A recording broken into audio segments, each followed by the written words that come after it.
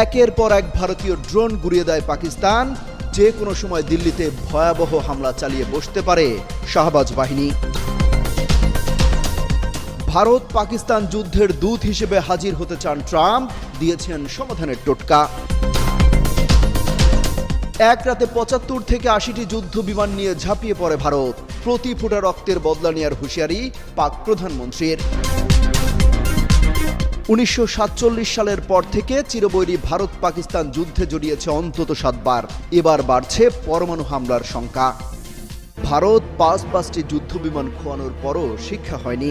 এবার spy drone পাঠিয়েছে পাকিস্তানে, তবে সেটাও আর অপারেশন চালিয়ে ফেরত যেতে পারেনি। পাকিস্তানের লাহোরে বৃহস্পতিবার সকালে ওয়ালটন রোডে একাধিক জোরালো বিস্ফোরণের শব্দ শোনা গেছে।